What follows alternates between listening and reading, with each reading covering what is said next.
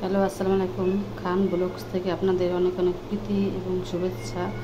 আজকে আমি সকাল সকাল শুক্রবার দিন ছেলে মেয়ে সবাই স্কুল কলেজ বন্ধু সবাই বাসায় যেন একটু গরুর মাংস নিলাম। এখানে মনে হয় যে 1 কেজির একটু কম হবে। এখানে এই যে আদা রসুন পেঁয়াজ বাটা, তেল, হলুদ মরিচের গুঁড়ো। এখন এটা গরুর মাংসটা রান্না করবো। আপনারা গরুর মাংসটা দেখেন, আমি বেশি সময় নেব না, খুব তাড়াতাড়ি রান্নাটা শেষ করবো। শেষ পর্যন্ত দেখেন। চুলা কড়াইটা গরম হয়ে গেছে, তেল দিয়ে দিব। ফুলের মতো তেল দিয়ে দিলাম। এবার দিয়ে দিব আদা রসুন পেঁয়াজ বাটা, গরম মশলা, লং, দারচিনি, এলাচ। পেঁয়াজ বাটাটা ভাজা ভাজা হয়ে গেছে মশলাটা। এবার আমি দিয়ে দেব 1 চামচ হলুদের গুঁড়ো, 1 চামচ মরিচের গুঁড়ো দিয়ে একটু নেড়ে দেবো। হালকাভাবে নেড়ে দিয়ে একটু পানি অ্যাড করবো এর সাথে, যেহেতু হলুদ মরিচের গন্ধটাতে চলে যায়, এই জন্য পানি অ্যাড করে দেবো। আদা রসুনটা আমার কষানো হয়ে গেছে। এবার একটু এটার সাথে মশলাটা কষানো হয়ে গেছে। এবার আমি ধুয়ে রাখা গরুর মাংসটা মশলাটা দিয়ে দিতেছি।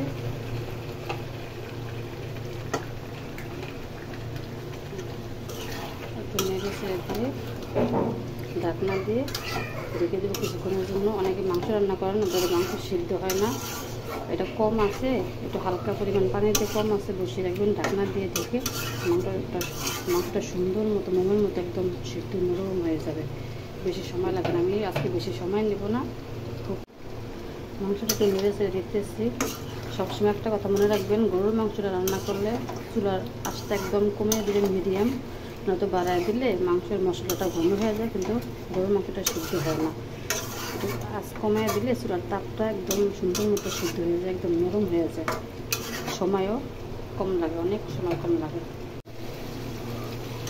এটা মাংস ধুয়ে রাখা পানি বের হয়েছে, এটা দিয়ে মাংসটা কষিয়ে নিলাম। তারপরে আমি একটু হালকা পানি করবো, পানি এখনো দিই না, আমি এটা ধুয়ে রাখছি, যে ধুয়ে রাখার পর এটা পানি বের হবে, এটাকে আমি শুকাইয়া এবার পানি অ্যাড করে দেবো, যাতে মাংসটা দিয়ে সিদ্ধ হয়। সিদ্ধর জন্য একটু পানি অ্যাড করে দিলাম।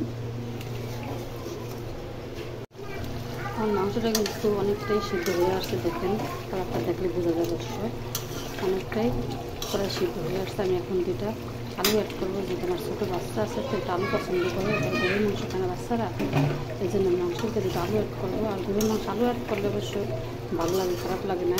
যারা খান কমেন্টে জানিয়ে দিন। আমি কিন্তু 2টা আলু দিই গরুর মাংস রান্না করলে, 2টা আলু আমি গরুর মাংস দিই, যেহেতু আমার কাছে ভালো লাগে, বা বাচ্চারাও পছন্দ করে, এই জন্য।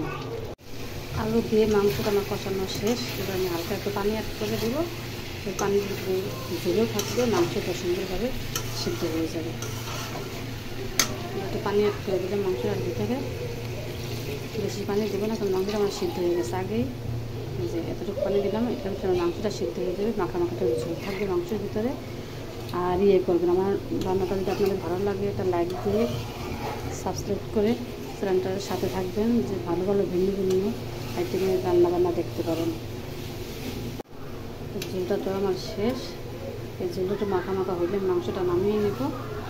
আমার রান্না যদি আপনার ভালো লাগে, এটা লাইক দিয়ে সাবস্ক্রাইব করে চ্যানেলটার সাথে থাকবেন। ভিন্ন ভিন্ন রান্নাবান্না দেখার জন্য চ্যানেলটাকে ফলো করে রাখবেন। আমার গরুর মাংস রান্না করা শেষ। এখন আমি জিরার গুঁড়ো দিয়ে দেব।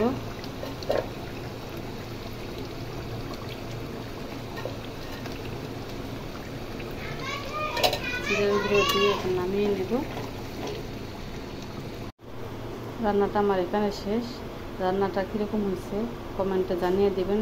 আমাদের যদি আপনাদের ভালো লাগে, একটা লাইক দিয়ে সাবস্ক্রাইব করে চ্যানেলটার সাথে থাকবেন, যে ভিন্ন ভিন্ন রান্নাবান্না দেখতে পারেন। রান্নাটা নিয়ে এসে আমি টেবিলে রাখলাম। রান্নাটা এখানে শেষ। আজ সবাই ভালো থাকবেন, সুস্থ থাকবেন। আল্লাহ হাফেজ।